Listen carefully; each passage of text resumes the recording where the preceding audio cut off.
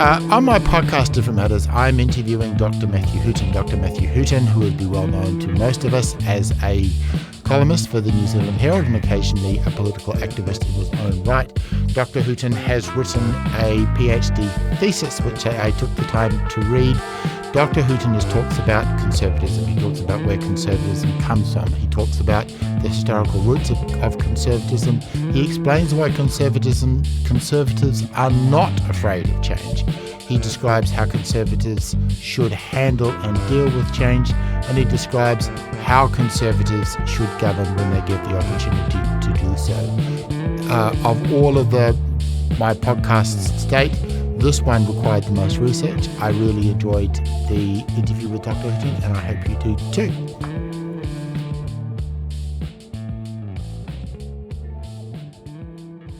All right, I'm here today on my podcast, Different Matters, and it pleases me so much to be able to say Dr. Hooten. Ridiculous. It is not ridiculous. It is you have done the work and you have earned the title. So Dr. Hooten, who will be known to most New Zealanders as a columnist and occasionally an active participant in the politics of New Zealand, and you've had an impact both on the commentary, on the political, and in some aspects the legal framework of this country. But you decided that wasn't enough. You wanted to do a PhD. So you'd run a marathon. Your PhD was the next. Climbing Mount Everest, I guess, will be the third. Why did you want to write a PhD, and this particular PhD? Well, it's an indulgence. I was always interested in philosophy. From when I was a kid, I followed around a builder who was working at my house when I was about 8 years old, and he was a Buddhist philosopher. Turned out his older sister is one of the world's most famous Aristotelian virtue ethicists, yes. Professor Rosalind Hursthouse. So I didn't know that at the time. So I was always interested in that as a young kid. And then for law intermediate, for my ill-fated BCom and LLB, we had to do 2 philosophy papers. And that meant I did get into law school. But in retrospect, they were by far my best grades. And the philosophy ones were? Yeah, and I just since then would go to secondhand bookshops, buy philosophy. So I sort of decided to go back and study philosophy properly many, many, many, many years later. And kind of, this is where you end up if you keep doing that. Like a marathon, if you keep going, you get to the end. How delighted was your wife when you told her about this journey? She was more favourable towards this journey than some others. Okay. That's beautifully put. In your PhD, and I have done more grappling, trying to come more preparation for this than I have done for any other of these interviews. And if you want to talk about indulgence, for me, these interviews are an absolute indulgence. I get nowhere near the views you get in the working group, but it's so much more satisfying to read a book or to read this body of work, knowing I get to talk to the author. You break the book down, or you break the PhD down into 4 chapters: ontological conservatism, epistemic conservatism, conservatism and ethics and metaethics, and conservatism and political philosophy. But when I was talking to you in advance, you said, let's not follow the chapters. So I think what I would like to do is we're going to run through kind of 3 broad things. Let's talk about the principles of conservatism as you have identified them. Then let's talk about, so you have got 5 rules, 5 golden rules for human beings, 5 golden rules for the state, and 5 elements of uncertainty. We want to talk about that. And then finally, we're going to talk about, now that we understand conservatism through the eyes of Matthew Hooten, what should we expect from conservatives in government? Mm-hmm. So let's start. You've got it open there. Let's run through very quickly the 10 principles of conservatism. I've got them for you there. Good. 10 of them. Yeah. 10. So just run them through one at a time quickly.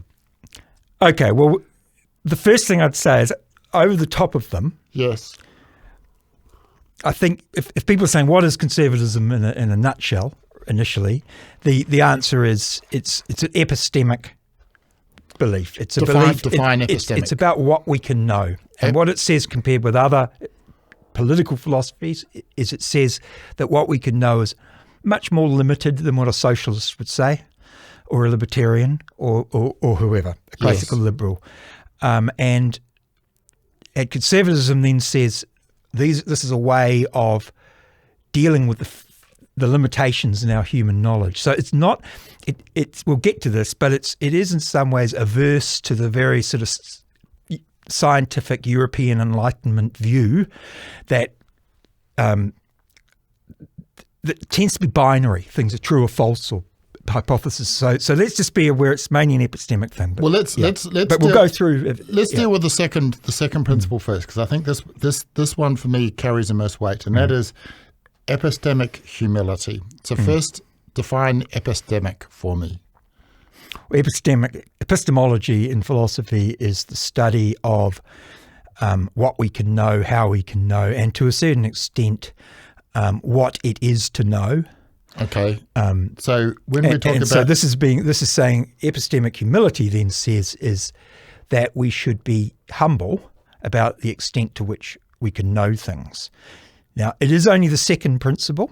Yes. The first one being realism. Yes. And that is important because part of this is to try and get a set of 10 principles that the widest range of conservatives as possible could kind of say, yeah, roughly that's what I think. So that's what I was trying to do. So realism has to be there because people who are religious insist upon realism, ontological realism, that there is things that are real. There is a real world, which separates conservatism. When you talked about ontological revisionism, I thought you were talking about postmodernism, but you have corrected me on that. We can get to that, but okay. But it is committed to there being a fact. There is a real world. This table is real. I observe it. The table is real, and in the absence of any other evidence, I should assume the table exists. That's ontological conservatism. Yes. Yep. I mean, okay. and there is probably more subtly there's a truth or a falsity about whether the table exists. So maybe it doesn't, and other things exist, not the table. Yes. But that would still be realist. Okay. But it's saying that there is a world that's independent of human beings. It's not that human beings construct the world.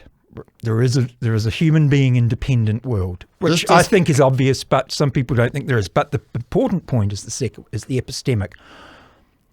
We can know things about that world. Yes. But our knowledge is always incomplete about anything. This table may or may not exist, but it is not a social construct. If it exists, yes, it does so objectively, yes, and we can learn and know things about it, and we can get closer to knowing the truth about it. But we can never, with epistemic humility, you have to accept that you'll never get a 1 or a 0 truth value against a proposition. You'll get one that's 0.99999999 forever. And you'll get one that's 0.000 with a 1 on the very end. But that is a function of our inability to know. It's an epistemic barrier. It's not saying that there isn't in fact a truth value. Okay. But it's saying we as a policymaker or whoever we are cannot know it with absolute certainty. Okay. Number 2, ethical imperfection. The human desire to think and do things that we know are wrong. There is a devilish imp inside all of us, and you, Matthew Hooten, have as much as anybody. Well, we'll backtrack to go to the epistemic humility and then come to ethical imperfection. So I think I've called them the 5 fundamental human uncertainties or something. Yes, five fundamental ethical uncertainties. We'll come to that. You want to do? I want to talk about the 10 principles because they're important. Okay. Ethical imperfection. Okay. Well, that one says that there are times that no human being is perfect, and that not only are we imperfect, we are imperfectible. We can never be perfect, and probably we do things sometimes despite knowing they're wrong, and sometimes perhaps because we know they're wrong. And that's actually quite a deep philosophical point, which won't get too far into it. But Plato and Kant would say, I don't know, I'm wrong. yeah, Plato would say that if I believe something is right, I am compelled to do it. Yep. The counterfactual is I will sometimes do something that is wrong, knowing that it's wrong, and I want to do that wrong thing. And I mean, I'm certainly And that's the despite, right? I know it's wrong, and I'm going to do it because anyway. it's wrong. Well, that's the next step. And I got that idea from a book I read years ago, 1999, by a journalist, actually, God help us, Ron Rosenborn, and he did a book called Explaining Hitler. Yes. And he met the main philosophers of Hitler studies, there is such a thing. And, the first theory from Hugh Trevor Roper, who was the controversial historian, was that Hitler was convinced of his own rectitude, that he thought these things are right, so I'm going to go and do them. And then you go down through the scale and he didn't care about right or wrong. Then there's one that says he knew they were wrong, but he wanted to do them anyway. And then there was one, an Israeli philosopher, a Jewish philosopher called Beryl Lang, and he came up with this theory that Hitler did things because they were wrong. So, And some people think that's impossible, but and I'm not saying it's definitely true. I only need to say, for ethical imperfection to be sustained, I only need to say that there are times that firstly, when nobody, even Gandhi, is ethically perfect, right? He beat up his wife because she wouldn't empty the chamber pot, right? And he wrote that. So no one's ethically perfect, and sometimes, at least sometimes, we do things despite knowing they're wrong. Yeah, I read Mein Kampf some decades ago now, and my recollection of it is this was written by somebody who believed it, but all of those people underneath him, they can't have believed it. So I think that but the Hitler's table talk kind of undermines. I'm not familiar with that. Well, it's just recordings and transcripts of him talking with his cronies when he was up in his his Camp David equivalent, and it was the way Beryl Lang describes it. There was just this tinge of humour and irony going on. They knew it was wrong and it was funny. Cruel. Yeah. Here is an aspect of humanity which is ugly. If your wife or your husband stubs their toe, we laugh. That is the even if our child, the person who we would sacrifice our life for, they stub their toe, we laugh. Cruelty is funny, and I mean, and that is the imp in the human machine. Prejudice to tradition. Right. Well, that deals with the epistemic humility issue, because we can never know anything for sure, for absolute certain. We have we should have a prejudice. Yes. That perhaps that there may be knowledge embedded in tradition, defined widely, even if we don't understand it or understand how it emerged. And it certainly isn't it's not an absolute rule. It's just, in the first instance, there should be a prejudice towards this is the way we've always done it. Yep. And perhaps there's a good reason for that, even if I can't think of one. And that is how that's how the conservative tries to bridge the gap between the realist commitment, the ontological realist commitment, and the epistemic humility. Maybe because obviously you want to get closer to the truth. Yes. Especially in ethical questions.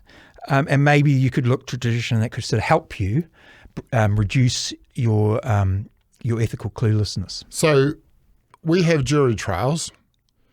Actually, a better example would be we are a monarchy. Mm-hmm. Okay, that if we were designing a system from scratch, we probably wouldn't do that. But we are a monarchy. We've been a monarchy for, since before Alfred the Great was running around in the marshes. If we are going to redesign our system, the default position should be that is a tradition that has been with us for over a millennia. Before we tear it down, the default position would be we should leave it in place because maybe it is there for a reason. Maybe jury trials are there for a reason. But then you come to the little job objection, maybe slavery is there for a reason. And we'll come to that when we talk about your 5 golden rules. Okay. That's useful. Reliability of human knowledge and institutions. Intuitions, my apologies. Okay. So again, there is a truth. There is a fact of the matter. Yes. Principle 1. Principle 2, we can never know it for sure. And even if we did know it for sure, we might be dodgy anyway. To try and know what we should do in the absence is that one we've just talked about, which is the prejudice towards the status quo, towards the tradition. And this one says, and I had to develop it, you mentioned Little John, really is an answer to that slavery question. And why would someone in the South not just say, "Oh, slavery is our tradition"? And it's a claim that there are some very fundamental things about what it is to be human, which I call the 5 fundamental human commonalities. It all sounds a little bit Buddhist or Maoist. Well, I call it the 5. Hooten's golden 5 rules for life. So, the claim is that we do know about those things, and the importance. It's important to note these are epistemic things. So one of them is, top of the list, is that terror is unpleasant, right? And that being terrified is unpleasant, and that pain hurts, right? And we know that. Now that doesn't lead at this stage to saying, so you shouldn't torture somebody because pain's unpleasant and terror is unpleasant. It's just saying, very minimally, everybody knows that, including the torturer, right? Otherwise, they wouldn't do torture. So it's these. I'm saying that these 5 things everybody knows. We'll touch on. I think we're talking about the 5. Yep. Pluralism. Mm-hmm. There's a whole chapter in your thesis about co-location Very and important. the object, and I got horribly stuck in the weeds, but it was a really interesting digression. We're not going to go down here because we'll spend the rest of the day. But talk about, because I've got notes here about pluralism, but as I read further, I got the idea that what you're talking about there is the freedom to allow different people in a community to pursue their own values, and it is wrong for me to impose my values on another person. Okay, so it is across all 4, and very briefly, ontological pluralism will allow, for example, that there is a thing called Michelangelo's David. Yes. And it's an object that does exist metaphysically. And there is also an object there that's some marble, a slab of marble. And they have very similar properties, but they're both there. There's 2 objects there. In fact, there's an infinite number. This is an ontological level. This is before the carving starts. No, right now. Oh, so right, because some of the ontological revisionists argue, and we don't want to get into it in the depth I have in the thesis, but they'll say there can only ever be one object, and that's either a block of marble that happens to be a certain shape, or it's Michelangelo's David. Okay, and you can never have 2. And there are important philosophical reasons why this argument matters. But so the first part of pluralism is you can have 2 objects in the same spatial temporal region. Right. Okay. The second one is epistemic. You can have 2 different people can have contrary views about something and both be right. Is this related to the 3 guys in the car? Yeah. Okay, tell it. You want to know about? Yeah, okay. tell the 3 guys in the car. It's not original to me, but so imagine we're on. Have you been to Death Valley in California? Oh yes. Well, yeah. Okay. So imagine you're in a desert like that, and you're in a really good sports car. And imagine the 3 drivers are all in the front seat along a bench, American style. Yeah. And there's 3 Buddhist monks there, because the idea comes from Buddhism. And the first one is a young new monk, doesn't know much, looks out and says, "Oh shit, there's an oasis there." Mm-hmm. So he sees a mirage and he says, "There's an oasis."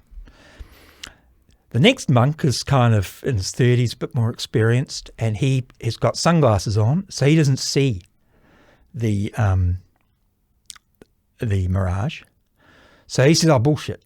It's just road." Because right? it's a mirage. It's not there. Yep. And you tend to say that he's more right than the first one. Yes. Right. And the first one's wrong. But this is very important for conservatives and Buddhism, is you then do a move, and now imagine there is a much more experienced monk. I'd say he's in his 50s.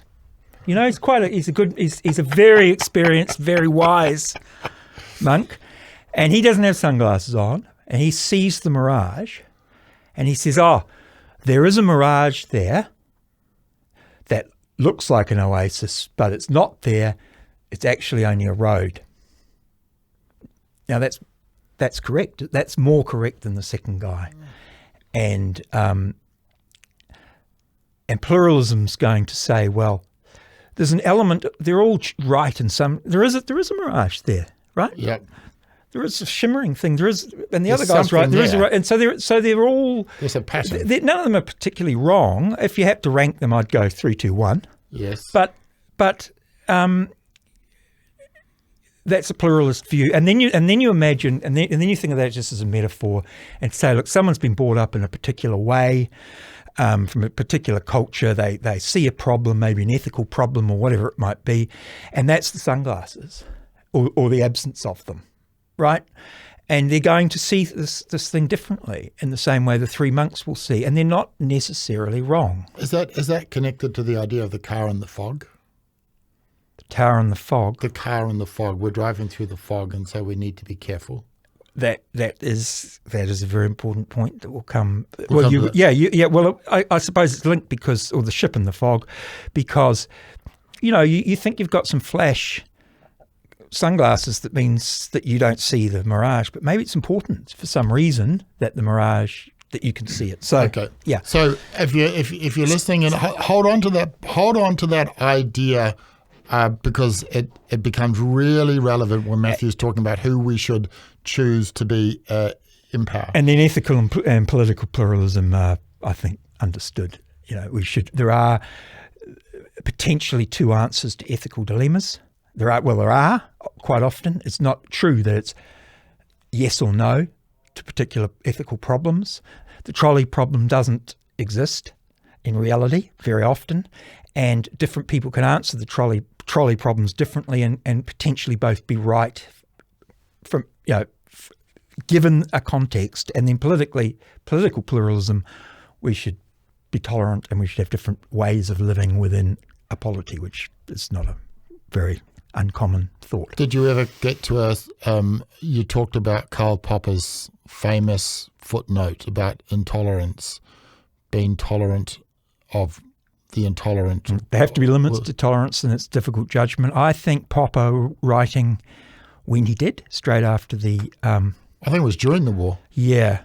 I can understand. I think he's more intolerant of intolerance than I think we should be. I mean, of course there's levels of intolerance. I mean, he felt that someone who refused to engage in rational debate, the state should potentially be able to silence them for that. I can imagine with Hitlerism, with you're going to be very, particularly from where his own perspective, you're going to be very, very intolerant of intolerance. And I think we would think he probably goes too far, and we would think he violates some free speech principles. But it's just a judgment call. And this is an important point, actually, that comes up in this point of the discussion, that this is what conservatism is doing. And it goes back to Aristotle. There's not a binary choice. Not everything has a binary choice, Which is very different from my own view. Libertarianism is very different from progressivism. It's very different from communism, which... Feminism, socialism, liberty, all of them, because they're all Marxists, and they all emerge from the Enlightenment, the European Enlightenment, which it's one of the greatest things in the history of the world. Yes. It's one of the greatest things in the history of the world. But one of the things it did do... Next to anaesthetic. It created an obsession with the individual, which was new, that is useful in terms of how economies run. It created the scientific method as we understand it, which is fantastic. But particularly philosophers tended then to want to go binary. But prior to that, they weren't. Okay. Aristotle was not a binary guy. I need to keep you. I need to keep you on track. Prudence. You've missed change. Oh, the acceptance of change. Okay. So, well, this is some people say this should be the top of the list. This is really interesting, because if you had asked me before I read your book, your thesis, that conservatism was an inherent reluctance to accept or adopt change, but after reading your thesis, I have a much more nuanced view of how conservatives view change. So, how do conservatives view change? Well, it's inevitable. There will always be change. Metaphysically, it might be an absolute necessity. Everything might need to be constantly changing in order to exist, which is probably a Buddhist view as well. But anyway, and that, so it's inevitable. It's probably constant and absolutely essential, and it's often good change, and and we have to be constantly changing. Partly to protect the status quo. The status quo can't be protected unless it's prepared to change. So anything that is completely rigid is going to fail. So to protect something like democracy, the nature of that democracy is going to have to evolve. If you won't let it evolve, it'll probably die. So the question for conservatism, given epistemic humility, given we don't know all these things, is, well, how do we manage that in a political and ethical context? How do we decide whether or not we're an 18, whether women should be able to vote? Because they haven't before. So how would you decide that? That was a terrible, terrible mistake. Since we've done that, we've had 2 world wars, we've had global warming, and we've had S Club 7. Feminism has been a terrible mistake. I'd say it's probably too soon to say. We've got to keep an open mind. Let it run another 500 years. Yeah.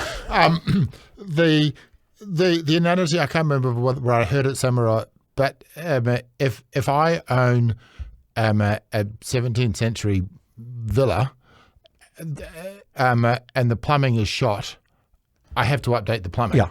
I don't preserve the 18th century lead plumbing. I need to accept and go with the change in order to preserve the infrastructure. So a conservative look at, and maybe it's too soon in the discussion, but one of the other ideas that I ended up with after reading your thesis was, how do we look at society? A libertarian like myself tends to focus on just the individual and to help with society. A progressive or a socialist would say we need to look at society as it is right now and make it more equal, and today matters, yesterday doesn't matter, tomorrow doesn't matter.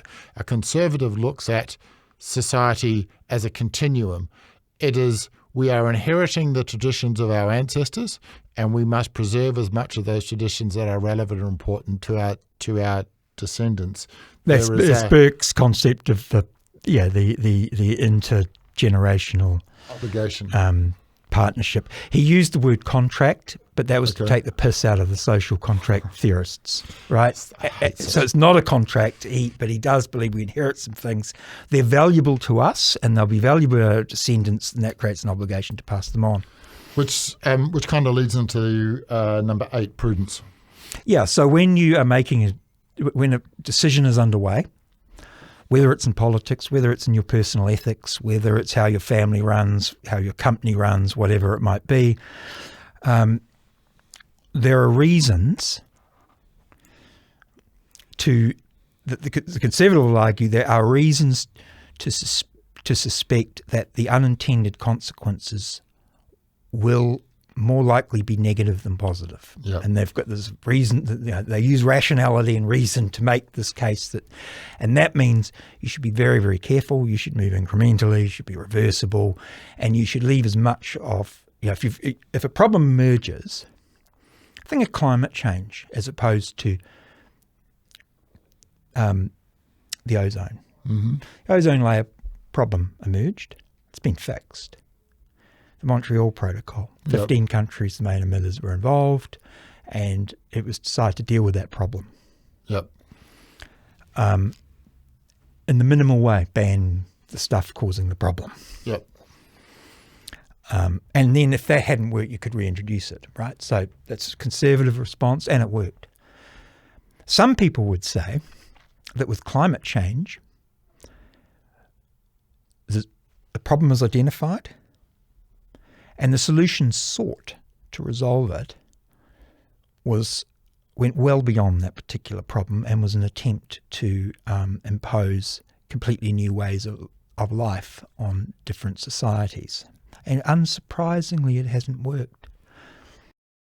But you could view climate change similar to the way you wrote in the book in 1940, Britain confronted the Nazis, and in the confront of an existential threat, they temporarily abandoned their conservative values. Right to habeas corpus. That was pretty major. Well, I mean, the Parliament made everybody a slave. Effectively, they nationalised labour. Winston did. Churchill. I mean, he gave himself, and the Parliament granted him. Sorry, he didn't. The Parliament gave him the same power over British people as Hitler had over Germans and Stalin had over Soviet Russians. So that happened, but that was deemed necessary for the situation. And that's harking back to a previous... And it worked. The Roman Republic. No, but the other thing is it worked. It did. It did work. And then power was ended. And then it ended. And that was different from Franco. So if you're defending Churchill and Parliament's decision, and then you would say, well, it was the minimum thing required to mobilise the nation to beat Hitler. And then when that was done, we got rid of it. Now, some people who are critics of the UN's Framework Convention on Climate Change and Kyoto and Paris and all these things would say, look, they haven't focused on dealing with the problem, which would be to get United States. Okay, they haven't. What they've done is they've tried to reinvent this whole new apparatus, and so the Conservative wouldn't be surprised that the Montreal Protocol worked. Yes. And the Rio stuff has failed. They wouldn't. That would be consistent with the theory. It's also for better or worse. Yep. All right. Collective decision making based on I can't say it. Subsidiarity. Subsidiarity. That means decentralization. Am I reading Large. that correctly? It means that you. It's the decision maker should be the personal group of people closest to the impact. Right. Yep. Okay. And then you think of it as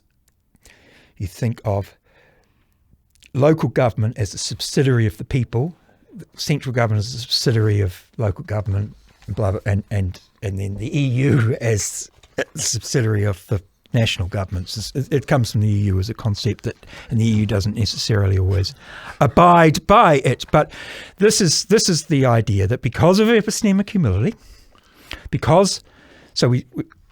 there is a truth. We'll go back to the beginning. There is a truth about things. We can never know what it is. Yes. Even if we did, we might fuck it up because we're imperfect in many different ways. And that we can look to tradition potentially to help, that we have to have change in order to preserve. And so how do we make these decisions? Well, we try and gather as much knowledge as possible. So there is a bias towards collective decision making. Now, number one, the free market, right? Nobody knows, and I quote him, Milton Friedman on this. Yep. Nobody knows how to make a pencil, right? Yep. I mean, it was this classic example. It's absolutely right. That knowledge is dispersed through society, and yet we have pencils. So and no human being knows how many pencils should be produced, or carrots should be grown, or tractors should be manufactured in a Soviet republic. And the free market is a collective mechanism to gather that information and provide an answer, so that we know that a Zespri kiwi fruit is worth $1.50, not $1.40, right? So this is number one is the free market. This is the fatal conceit kind of. Yeah. Well, that's exactly from Hayek, right? Hayek. In this respect, is consistent with conservatism. Democracy is another collective. The common law. It's a collective. Over time, it evolves. I really like the way you pulled on the common law as and you quote Lord Cook. A lefty. A lefty, 1984, I think he said it. And so he said that there are, because I'm going to some common law rights that run so deep that not even Parliament can override them.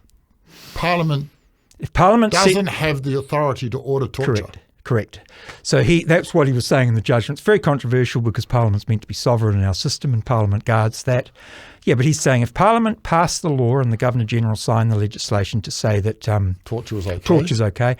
I think in law school, in first-year law school, that it's Parliament passes a law, including the Governor-General, that all blue-eyed babies should be killed at birth. Yes. Is that the law of New Zealand? And the answer is meant to be, I'm not sure, but probably not. Right, and that's what Lord Cook was getting to. Burke went further. After Reflections on the Revolution in France, which was the foundation text of conservatism. Didn't he say this before the revolution? Yes. That's why he foresaw the revolution. Well, it was after the revolution, but before the terror, and he predicted the terror with amazing accuracy. But he wrote that it's just a different age. He didn't think Parliament could nationalise property. He felt that property rights were so deeply embedded that Parliament couldn't. Well, our current Parliament would strongly disagree with that. But this was in an age where they were still passing bills of attainder. Sure. So I'm not too sure how he got to that. But I think he wrote it. He said it would never have. He felt because of course there was nationalisation of property in France by the new Parliament there, or the new Assembly, and he said, in England it would never occur. He was an MP. It would never occur to us that Parliament could violate property rights. Because it would be. So, a bill of attainder, is where Parliament passes a law to strip an individual of all of their property and potentially or declares them guilty of a crime. And that was, the famous case where in the Pora case, and so which one was it? Tony Ryle's Justice Minister got Parliament to pass a legislation that would add in a further sentence. Yes. And the Supreme Court said, look, it's obvious that what you're wanting to do is make that guy go to jail for longer. Yes. And so because the then Court of Appeal, I think, didn't want to have a confrontation with Parliament over parliamentary supremacy, it just said that Parliament made a mistake and can't have meant that, which was a cute way of asserting that bills of attainder are not permitted in New Zealand, but without compromise. But you see, isn't that pragmatic? That's a practical wisdom way of getting around a problem like that. There is, I can see no constitutional reason why New Zealand courts could not rule that Act of Parliament illegal, whatever, and I have no idea what would happen. I don't think anybody knows what would happen. It would be magnificent. But we're getting power. Then power goes to the barrel of the gun, doesn't it? He who can tell the policeman to go to arrest the judges. I just before we move on to the five golden things, I want to talk about Stephen Hooton, which seems a bit weird. So we're back at ontological conservatism. Yeah, this kind of stuck with me about. Can we just cut to the chase? All ontological conservatism is that there probably are microphones, books, tables, and chairs. We can't. Can we or can't we know the mind of God? Hawking decided we couldn't. He changed his mind.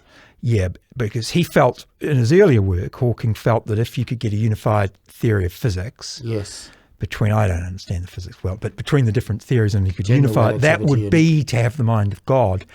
But in his later work, before he died, he became more conservative. As opposed to the work he did after he died? Ho, ho, ho. But the later Hawking goes and says, well, it may be that there is no such thing as a theory-independent reality, and that maybe different theories just can't be reconciled, and there isn't one. And we just, is it quantum mechanics and and general relativity, whatever they are, I don't understand. And the Newtonian, they're all true, but they can't be reconciled. Because that was also quite interesting. The possibility that there is no unified theory of physics. There is now, thanks to your work, a unified theory of conservatism, which is fantastic. It's about It's not the only one, and they're all different. Yeah, yours is the only one I've read, Matthew. So and aren't you lucky? I'm convinced. I'm sold. I'm 100% down. There is this. I had not heard of this term before, the blob jet, and it seems the idea of the blob jet, so far as I understand, is that the entire universe is just one thing. So you and I are not separate things. We are simply patterns in a larger, complicated world. Now, the reason why this made me think, your thesis made me think, is that the heart of libertarianism, which is how I rationalize my own world, is that I am an individual agent, and my agency is supreme, and leave me alone. So you agree with John Rawls that there can be an unencumbered self. There's no attributes. It's just this individual with no. It's neither male nor female. It's neither rich nor poor. It's just a self. It has no childhood. It has. It's. You're a Hindu. I didn't know you were a Hindu. Okay. Okay. All right. We could go into that a bit more, but if we see the world as essentially one magnificent tapestry, then if I was to, in the tapestry is a little picture of an archer, if I pull on that picture of an archer, then the peasant woman, 4 inches along, is going to be affected by that. And so what your thesis made me think of is putting myself in the shoes of a conservative. I am looking at a polity, a community, or whatever it is, and I am not, and I cannot, and I am not Robinson Crusoe. I am part of the polity, and I have obligations to that polity.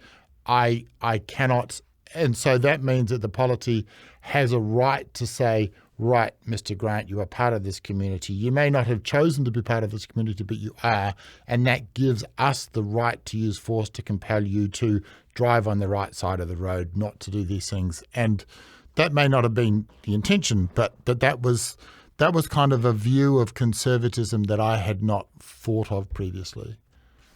Maybe that. Right. Well, I mean, you're a libertarian, so you think there is this fundamental. Well, first you believe that probably ontologically you believe there are individuals, and that they're primary. Yes. Individual human beings, and they're primary, and they. And that all a family is a group of 4, 5, 6, 10 people, and that all New Zealand, the concept that people of New Zealand you think is neither more nor less than 5 million individuals. Correct. Right. Yeah.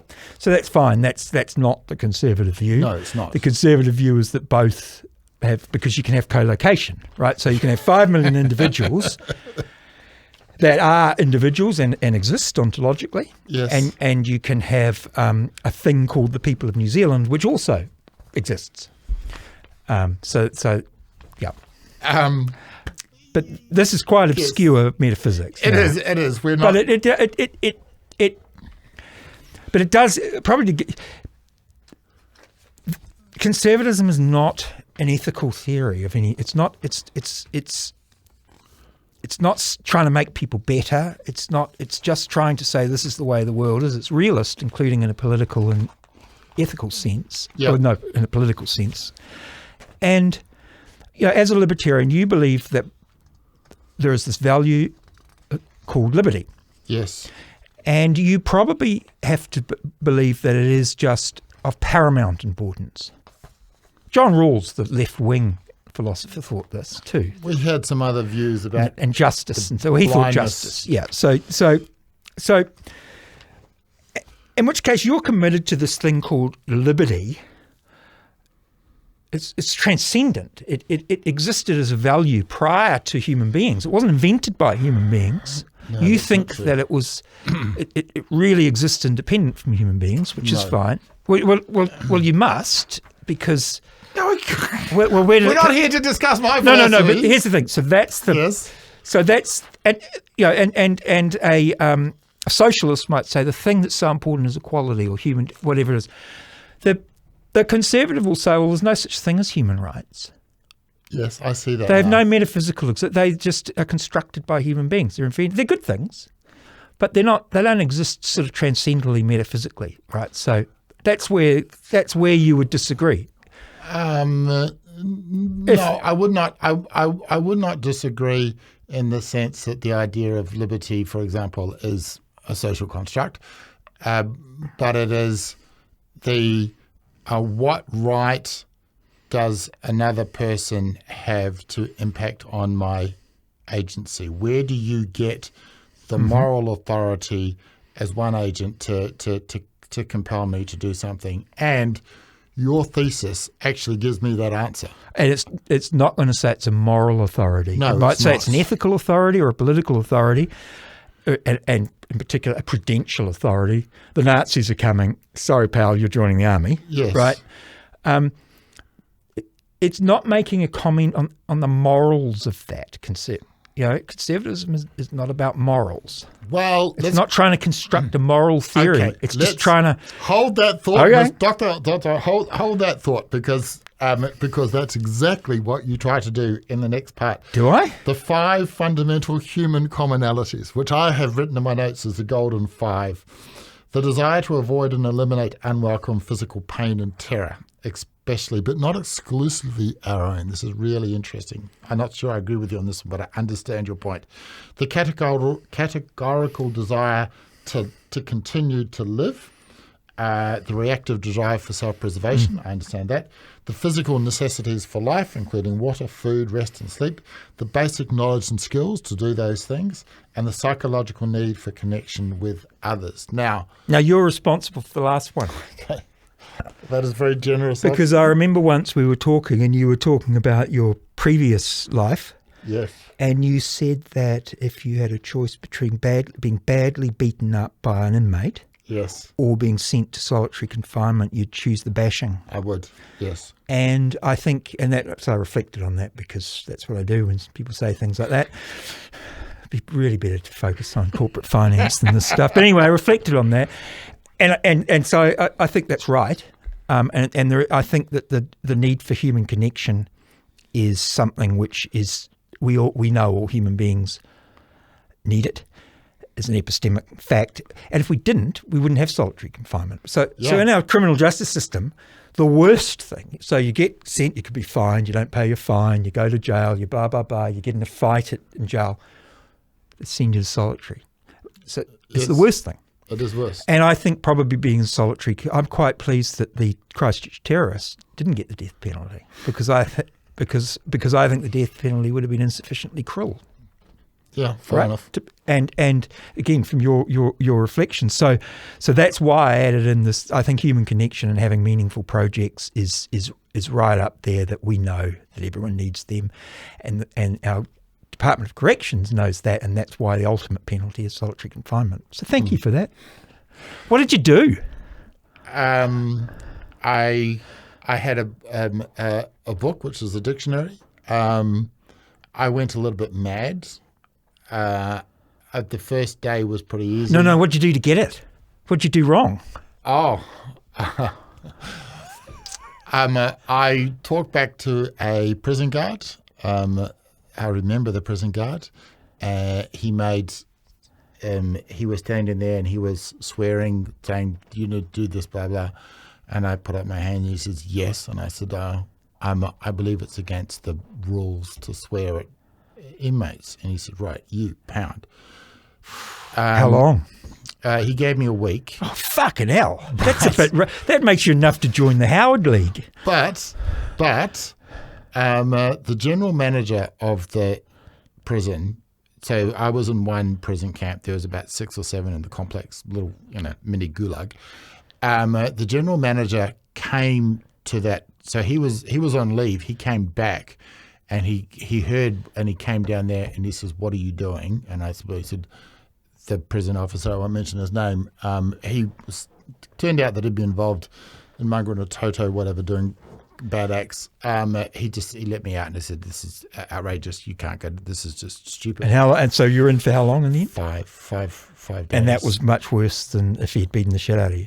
Yeah. I mean, beatings are fine. I mean, Isn't that interesting? I had there was probably maybe a dozen acts of violence when I was in prison. Okay, all right. But anyway, so so thank you. Otherwise, we've only been 4 principles. Yeah. Okay. I think the most important for your thesis. Now, so just to be clear, these 5 fundamental human commonalities, Hooten's Golden 5, these are yours. Yeah, well, they're ripped off from Maslow and from, everything in academia is ripped. Somebody has to start it. It's an accumulative. Everything's cumulative. But I think what you have done with them is unique. But I want to drill down a little bit on the first one. The desire to avoid and eliminate unwelcome physical pain and terror, especially but not exclusively our own. Now, this, I think, for your thesis does a lot of work, because you are saying that if I am a conservative and I'm 300 years ago and I'm in an environment where slavery is part and parcel of life, right? Wherever I am in the world, slavery is part and parcel of life. It's been part and parcel of life for as long as I can remember. It is a tradition. If I'm looking at applying the principles of conservatism, epistemic humility, prudence, there's a decision to abolish slavery, I'm going to say, I don't think I will. There's an example, I think, in your thesis where you say, if I am living 2,000 years ago, slavery exists in my world. If my village or my people had to be conquered, I could become a slave. I would not think that slavery is immoral. I know that I would not want to be a slave. Explain to me how, now your thesis, if I'm reading it correctly, and correct me if I've got this wrong, is that your first golden rule is enough for me as a sentient, non-damaged human being to realize that slavery is wrong. Explain that to me. It's enough for you to begin reflecting on it if you wish to. But that's... So, okay, I'll go through what these are. These are, I'm very clear. Well, it's because of Clayton Littlejohn. He attacks he attacks epistemic conservatism because he says, look, it seems to imply that if you live somewhere in the tradition of slavery, south of America, he is American, then slavery should continue because that's our tradition. And then we talked about the monks and the car and the different perspectives, and your granddaddy was also a slave owner, and it's very difficult for you not to believe that slavery is okay because it's just part of your society, right? Yes. And so he says, and he uses other examples, cannibalism, other torture and other things. Anyway, we'll use slavery. And so, and then there's another philosopher, Elizabeth Harman, who's written a lot on this, and I refer to. And this is a very good challenge from Clayton Littlejohn. And it does seem to undermine not just epistemic conservatism, but potentially ethical and political conservatism too. So you have to give it an answer. Mm-hmm. So that's what I have tried to do, as Elizabeth Harman, a much more impressive, I think she's at Harvard, philosopher than me, right? So firstly, it's important. Aristotle said ethics is hard, right? It's not just, obviously slavery is wrong. Yes. I mean, if you were that person, if we're two good old boys in 1840 and we're fourth generation slave owners and we're at the saloon or whatever having it, it's going to be hard. And we say, I met this guy and he said that slavery is wrong, right? Well, we're going to say, oh, God, that's ridiculous. It is hard to see outside your own perspective. All I'm saying here is that we actually know that pain is bad and unpleasant. Mm-hmm. That's why, as slave owners, we beat our slaves to keep them under control. If we didn't know pain was painful and unpleasant, then we wouldn't know to beat up our slaves when they were misbehaving, would we?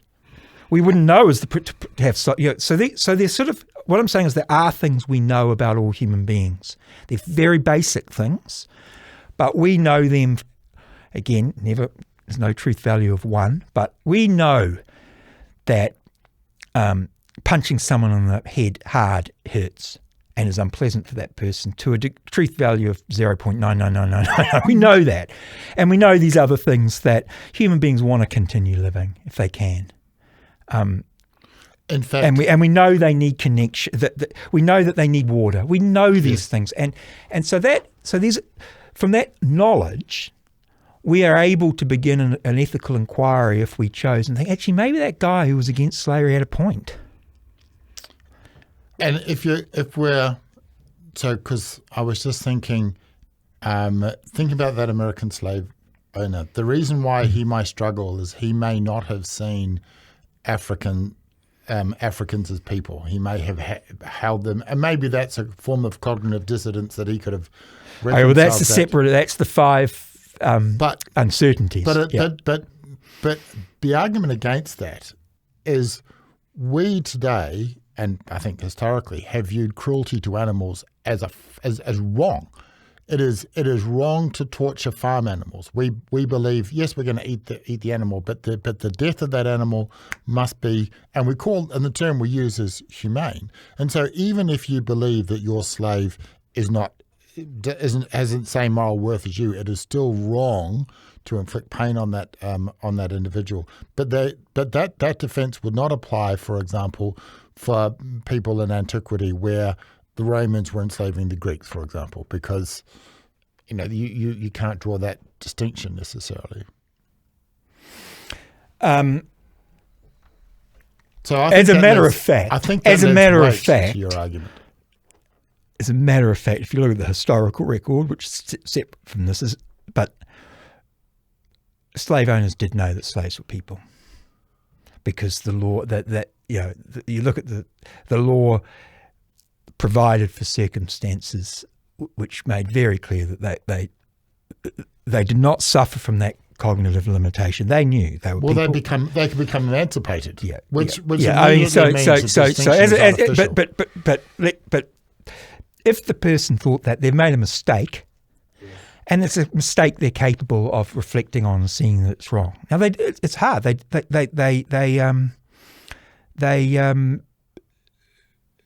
No one's saying, as I said, Aristotle said, no one says ethics is easy, but it's a response to Clayton and Littlejohn to say, well, they could have gone through the process. And of course, people did go through the process. Yes. And they did basically reflect on this, and they did decide that slavery was wrong, and they fought against it. So it's not as if it's beyond human capability. So was there slavery from the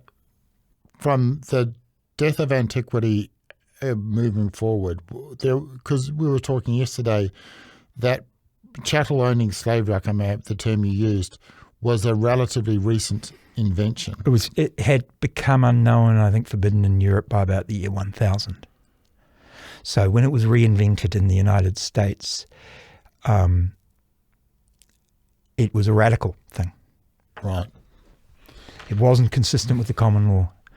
And the idea of going to another continent and just capturing people without, it was a radical thing as it happens. But after a few generations, you can imagine that the 4th, 5th, 6th generation would start to think it's a normal situation.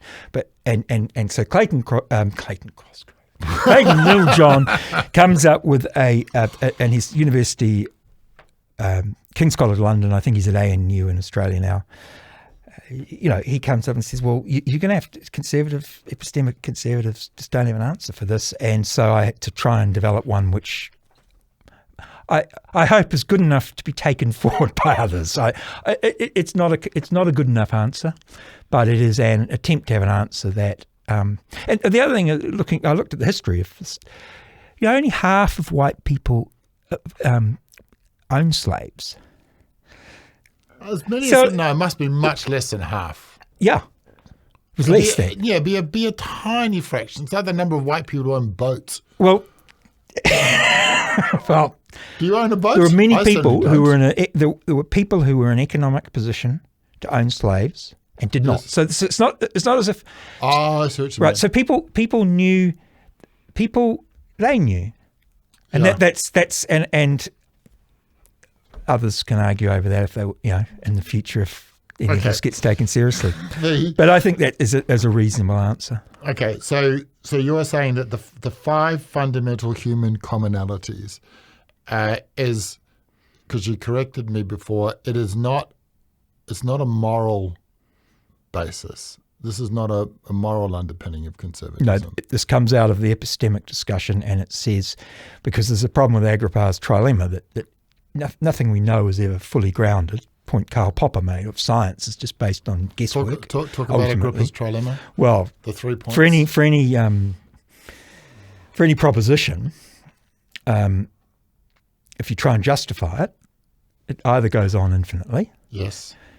Which just seems unsatisfactory because it means that it's turtles or it's not grounded. Turtles all the way down. Or it's circular, which seems unsatisfactory, A is A B because B is true. Yeah. B is, Or at a certain point you just have to say, well, It is. It just is. God said it's and, true. And mathematical, or it could be a mathematical relationship. But I'm saying these are the 5 fundamental commonalities are like that they're things that you don't need any further justification. I don't need to make an argument. Smacking someone on the head is painful. Why? I mean, we just know it is. You're not even, and so what I'm saying is you're able to. They are epistemic resources available to someone yes. who is curious enough to make an ethical inquiry, and there were people making ethical inquiries all through the period of slavery. Okay, those are Matthew Hooten's 5 rules for life. These are your Jordan B. Peterson equivalents. I like them. No, they're not. That's not what they are at all. Anyway.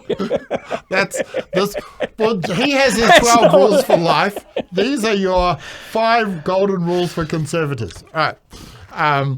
Let's talk about the 5 ethical uncertainties. Okay. Well, we probably should have done these earlier, but because they do anyway. Whatever.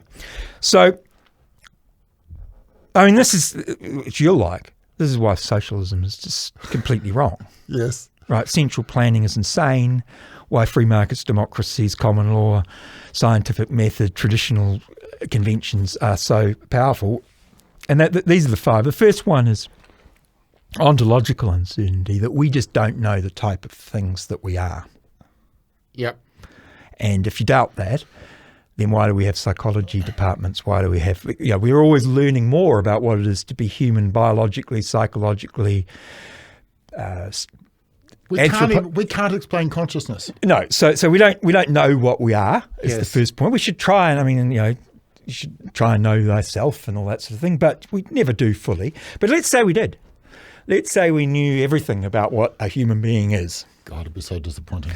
It would be, wouldn't it? But then that brings in the second one, axiological uncertainty, that we don't know what's good for that thing. Right? We don't know what the ultimate value is for that thing. Is it happiness? Is it chocolate ice cream? Is it knowing God? Is it what's the thing that's good for that thing? Mm-hmm. And I'm saying, well, we don't really know what that is. Mm-hmm. And evidence for that is, well, we continue to have debates about it all the time, including in university philosophy departments. But in politics, equality versus economic, we don't know what's good for us. Yeah. But let's say we did. Let's say we didn't have ontological uncertainty, we knew what human beings are, and we knew that the thing that human beings need is love. Yes. Right? Just say, we will, and everyone says, shit, that's right. That's the thing. Yeah. Then we'd have normative uncertainty, which is, do we try and get more of it? Do we try and make it, quantitatively? Do we try and have high quality of it? Is it something we worship? So we see someone that is loving and we get down on our knees and pray at them. Mm-hmm. And so we don't have, should we design a currency to try and measure love? We don't have that. We don't have normative certainty over that at all. And so that says it's quite difficult to know what ethical system we should have or what political system we should have. But let's say we solved that problem, right? Yep. We worked out what human beings are. Yep. We worked out the human beings, the most important thing is love, and that what we want is quantity of it. Right? Mm-hmm. So fuck quality, just go for quantity. Mm-hmm. And then we have this problem of inclusivist uncertainty. What attribute, what should be included in the circle of moral concern? So we know the thing we've got to spend our lives doing is try and maximize the amount of love in the universe. Mm-hmm. Jacinda Ardern would anyway. It shouldn't be political, right? So that's the thing we should do. But does that include only New Zealanders? Yeah. Does it include do you need to have a New Zealand passport? Do you need to be a human being? Could it include AI? Could it, what are the things? And I guess you'd say, well, the thing has to be conscious to experience love, maybe, I don't know, whatever. Yep. And then, so that's moral inclusivist uncertainty. And then you've got this other one, well, okay, let's say, no, what you got to do is have consciousness in order to count. And then you've got to know, well, as a factual matter, what sort of things have that attribute that they need to experience the good thing. So can AI have consciousness and if so, can AI be in love, in which case it would have to be part of the circle of moral concern. But we don't know the answer to that, even with respect to, I think we kind of do with advanced mammals, but do ants experience love or happy? I don't know. So you got that debate. But let's say all that was solved. Mm-hmm. And especially for consequentialism, then there's epistemic cluelessness, which we just don't know the consequences of anything. Not that we're uncertain about what will happen if we increase taxes or reduce taxes or whatever. So helping the little lady across the road, we just don't know. May have bad long-term consequences. And of course, this is what tripped up the effective altruists. You had an entire page and page and page of just hammering these people. Well, I think they're ridiculous. Shit. I have to use more academic language than that. I think there are serious issues with their theory that needs to be examined closely. But we're clueless about the effects. So we don't know if this. Let's say we knew who we were. We knew that love is important. We knew we should maximize love. We knew that exactly the sort of things that we have to worry about morally. Mm-hmm. But we don't know if doing this thing is going to increase love or decrease it. I'm saying I'm committed to all 5 of them, which means this is at the heart of the epistemic problem. God, you're a postmodernist. Okay, all right. No.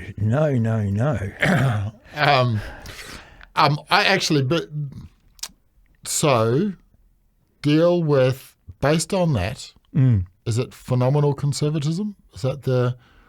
Oh, when we see something and we have a feeling, and we're entitled to, in the first instance, assume that's true. So we see, So if we see the cup and we can, because for us, we are the end point of an evolutionary selection process where correctly observing the universe must have some advantage. So there is a reason to think if I see a cup, the cup, in the absence of evidence to the contrary, the cup is there. The fact that I observe the cup is evidence the cup is there. It's not conclusive. And it coheres with, that there's normally, the cups on this table. You've got you know that cups look like that. You know there's. Well, I don't. You've got a whole frame. You've got a whole. There's a whole system of beliefs that lead you to pretty. It is kind of the. I think now, of course, it's only 0.999, or even because it could be a hologram. It could be an AI projection, right? So. Well, it's just. As a conservative, you're also going to say, well, but on the face of it, it's a pattern in the object. At least initially, you're going to be able to say, well, I'm entitled to say there's a cup there, unless you give me a reason to think there's not. And that is a reason why, despite the fact you got the 5 uncertainties, that is, well, to me, that means that despite the fact that I'm living with your 5 uncertainties, and I can be certain of almost nothing. Relying on phenomenal conservatism, the fact that I observe something is evidence that it's there. It is not definitive, but it is evidence that it is there. You quote, and I see you made a note. You told me I was wrong. Was it Burke who said that if the most powerful evidence is human testimony, and the more evidence there is, the more adamant people are. My response to that was no, because people are Christians and Buddhists and Hindus, and I don't think any of those things exist. So, was it Burke who said that testimony? Testimony. Human testimony is good as very powerful evidence. Okay, so on my response to that was, there are a lot of people who believe in Hinduism, and they believe it with the same passion and with the same certainty that you or I believe that Jacinda Ardern was formerly Prime Minister of New Zealand. They are as certain as Ganesh as we were of Jacinda Ardern's premiership. So based on that, because I made a note in the comments that I disagreed, why am I wrong? Well, I think religion is... I'm not sure it's testimonial knowledge. I think it's more... I think the claim is it's revealed knowledge. Muhammad wrote the Quran and that revealed the truth. I mean, I don't think there's many people who claim to have seen him writing it or to have but testimony is an incredible... I mean, I have absolutely no doubt that Argentina won the 2022 FIFA World Cup. Absolutely no doubt about that. And that's because I didn't see the game, but other people did. It's been reported, it's been repeated, and there were people at the game and counted the number of goals, and I think it's pretty strong evidence that Argentina won. But at the same time, there are 800 million people, give or take, who believe that Ganesh is real, who believe that Hanuman is a god. There are a time where people believe that Zeus was real. There are people who believe that Jesus Christ was the Son of God. They believe this thing with the same certainty and clarity that other people believe that Argentina won the football game. How do we sit there with such confidence and say that the religious people are wrong and the people who say Argentina won the World Cup are right? Well, I think you'd put up a alternative hypothesis that France won it, and see if you can find evidence for that.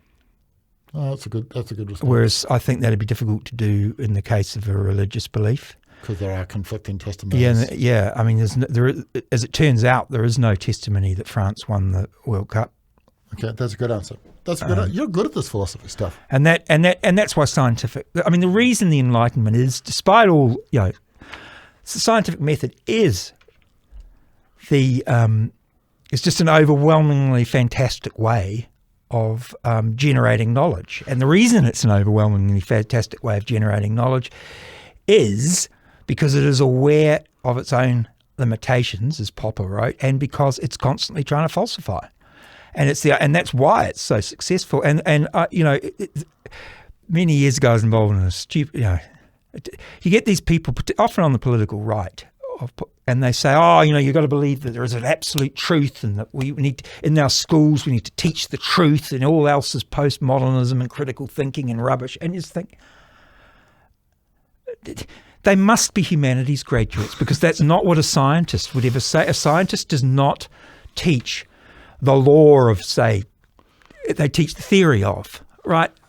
No, your answer was a good one, because I put that same question to Peter Boghossian on his book about why God doesn't exist, and he didn't really give me a satisfactory answer. But God might exist. I mean, you don't know.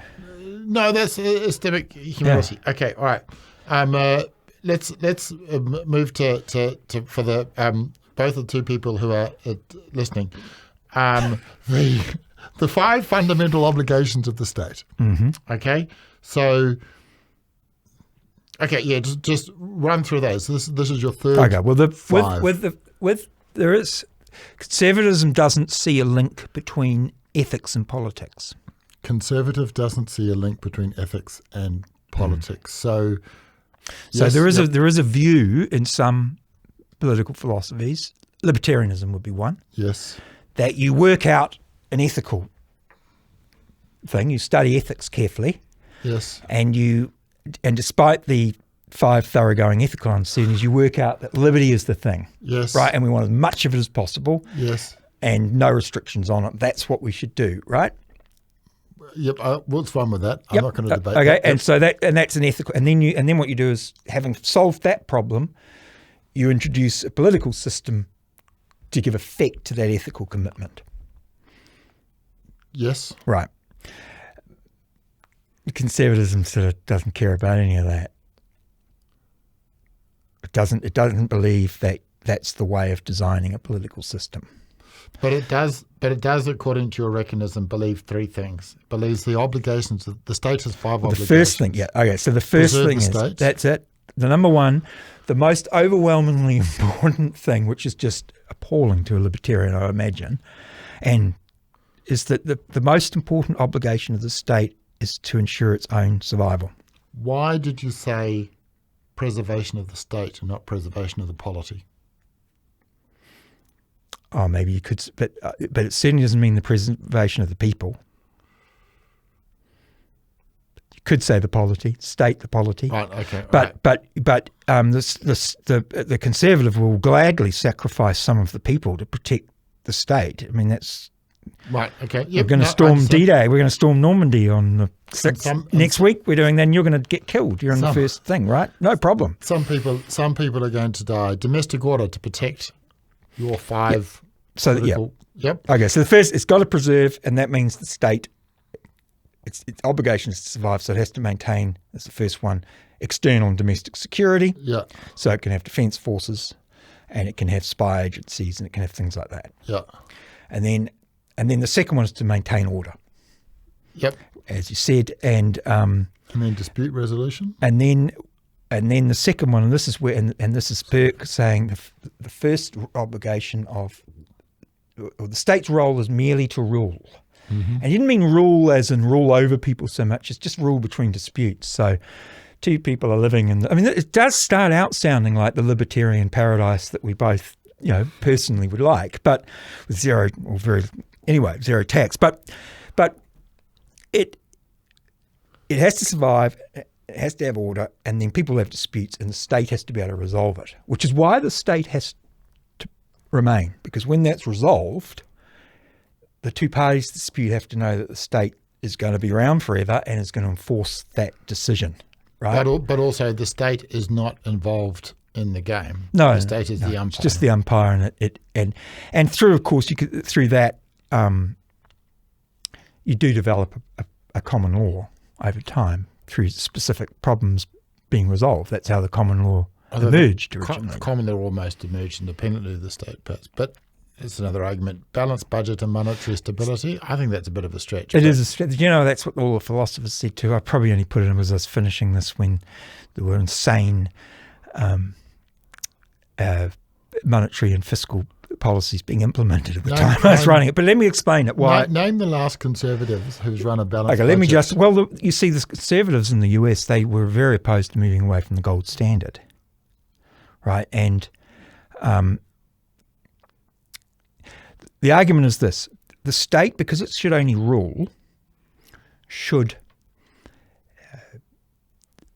its decisions and its policies should have the most minimal impact on anything else. So if two people have a fight and they go to the decision maker, the judge, to resolve it, it should be resolved just to resolve that fight, right? Not to say, oh, well, from now on, the law is going to be this, that. Whatever the state does should deal with the problem, solve the problem as much as possible, and leave everything else as it is. So it is not the role of the state to say, we believe that monogamy is good and we are going to create policies to encourage monogamy.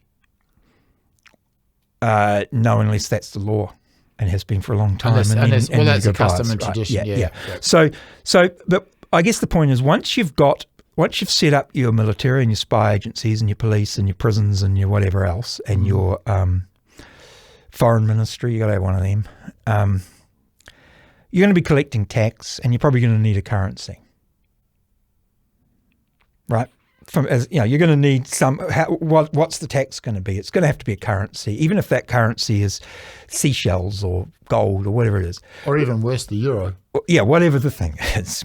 So you're going to need a currency, and so the state's going to have to set that up, or at least collect it. So it doesn't have to. You could have the private sector currencies, but whatever the state does in that area should have the minimal impact on anything else. Yeah. So what the state shouldn't start doing is, we want to do a bit of we need some economic growth here. We need people to be richer, so we need economic growth. So what we're going to do is we're going to expand the military a bit more than we need to, and we'll borrow for that, and we'll run a fiscal deficit. You wouldn't do that. Nor would you say, let's print a bit of money and get a little bit of a kick. You wouldn't do that because I can see a no true conservative argument coming. And you would, but you would try to run a balanced budget and not. No, I don't think the Conservatives does not believe in improving. The Conservatives does not believe the state should seek economic growth. The Conservative doesn't believe that the state should try and make people more moral. It doesn't believe in. So I'm gonna come back and beat you up on that in a second. And your last point, protecting laws and traditions, including reform when necessary. So whatever has emerged as the tradition in the society, the state should seek to preserve that, or have a bias towards preserving it, and that may, from time to time, include reforming it. This is changing the wiring to preserve the villa. Yes. Yeah. So, give me an example of a good conservative. This is like the communist argument to say communism has never been tried correctly. I can't think of a conservative that has ran a balanced budget in the last 100 years. Well, in all these things, there is a dilemma here. It's not a dilemma, a circularity or a contradiction, whatever you want to call it.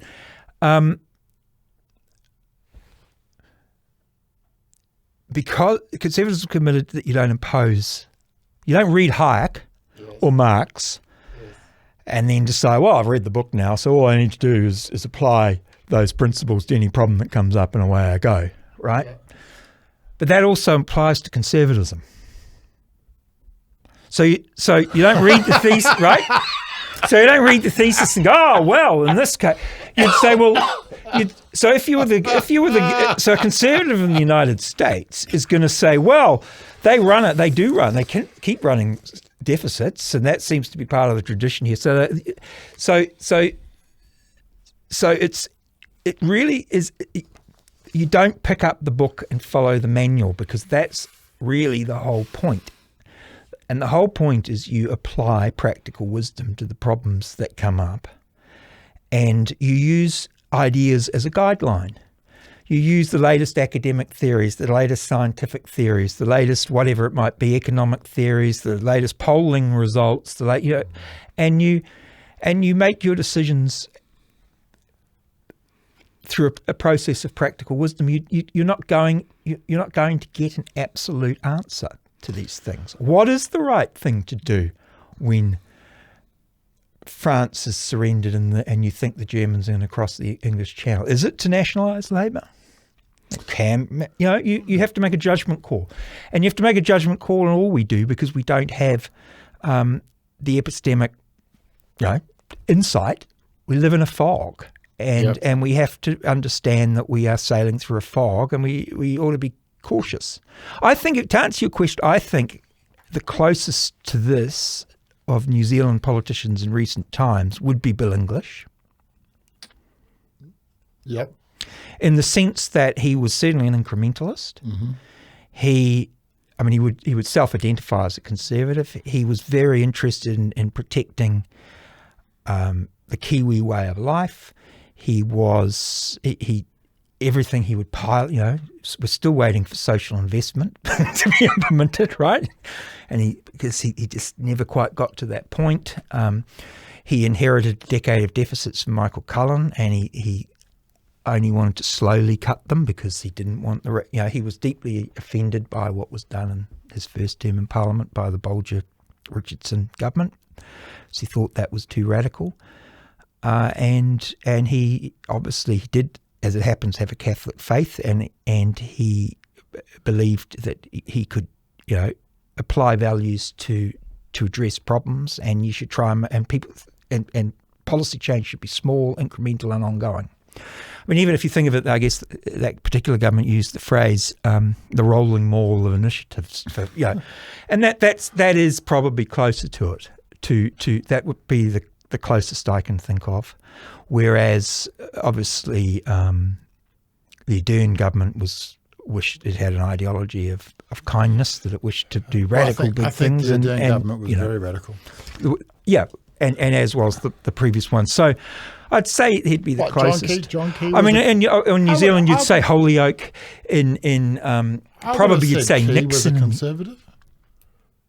Well, he was part of that same government. Yeah. Oh, so I see what you mean. Right. So I think he also felt that and he used to say this. He would say that he believed that the reformers of the 80s and 90s overestimated the degree of policy change necessary to get the outcome they sought, which isn't conservative because it has an outcome in mind. But there could be something in that. And if we are to look at the politicians that I believe that you and certainly I admire from the reform era of 84 to 93, probably what I have reflected on from this is that that was too utopian and too radical. Not that, and let's not say it's wrong. Mm-hmm. And New Zealand politics and all around the world, we've got everything's a binary choice. Was Roger Douglas right or wrong? Well, what a stupid question. What a boring question, right? But I think a case could be made that a more conservative approach, where some of these ideas had just been borne in mind, might have allowed those reform programs to progress slightly more gently in the way they did in Australia, which could have led to a better outcome, including avoiding the unintended consequence of MMP. That's right a good point. Now, when the dollar was being floated and telecom was being in farm subs, no one's thinking, oh, shit, there's a danger here. If we do this, we could have MMP. I mean, no, but the Conservative believes there is reason to believe that the unintended consequences of any action, balanced probabilities, will be slightly negative.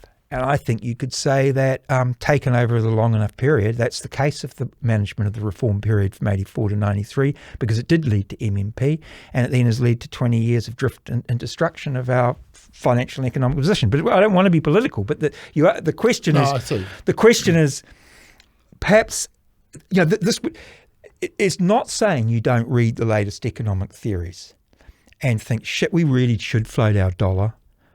I've read this book and I think we've really got to stop fixing it and we've got to float it. But you should be aware that that's a radical step, and there will be aspects of it that, and it's of course non-reversible. I guess you could refix, but remember they did, in some sense, they devalued first, or you think of, whether you agree it's the good right policy or not, the development of the euro was done progressively through the Europe, more conservative. Yeah. I think the Europeans and Europe has an incredibly high standard of living overall compared with much of the rest of the world, especially here. They're working very hard to fix that. They are always conservative. Continental Europe, they tend to move, except when they don't, but they have a more conservative discursive way of doing politics, except when they don't. But the progress of Germany after 1945 has been a conservative model.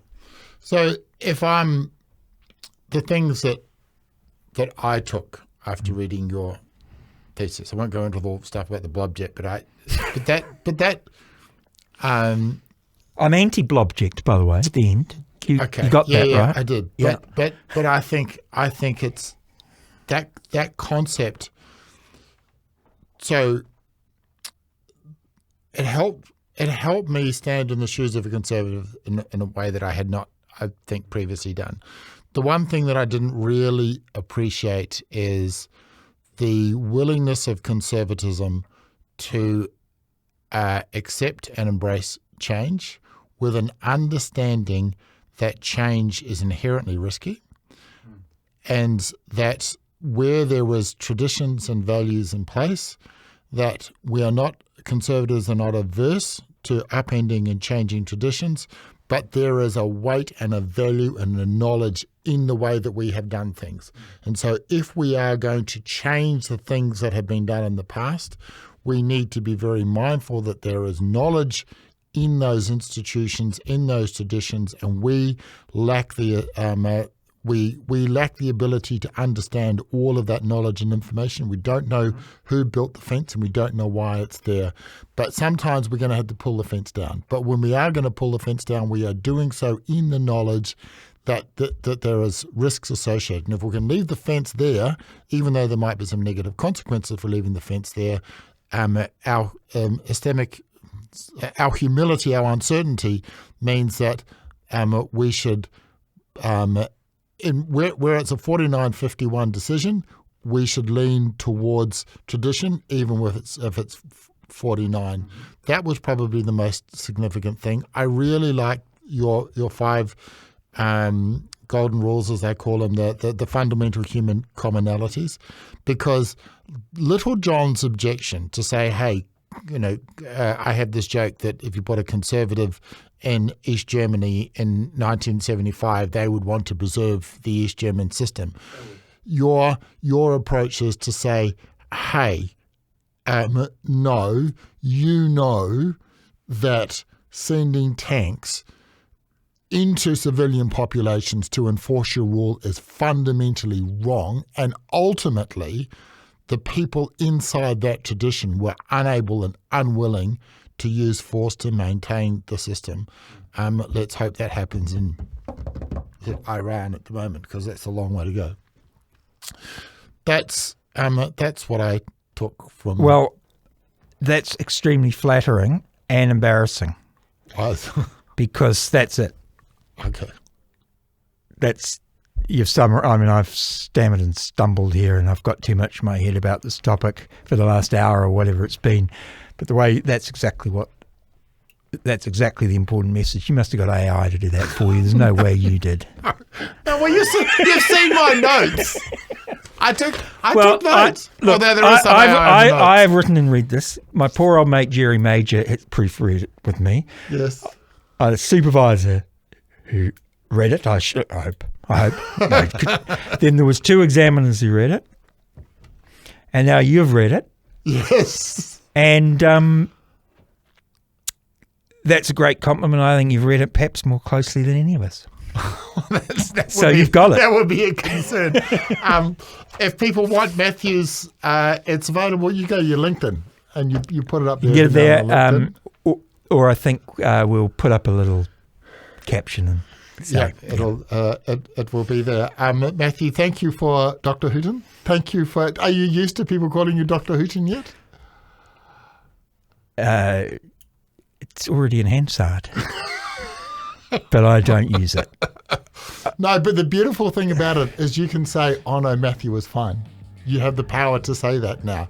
The default should be Dr. Hooten, and you have the power to say, oh no, Matthew is fine. And I think you have deserved it. You deserve it. Thank you for that. I hope the listeners got something out of it. If they listen to nothing else, your summary is the bit. Thank you so much. All right. Thank you.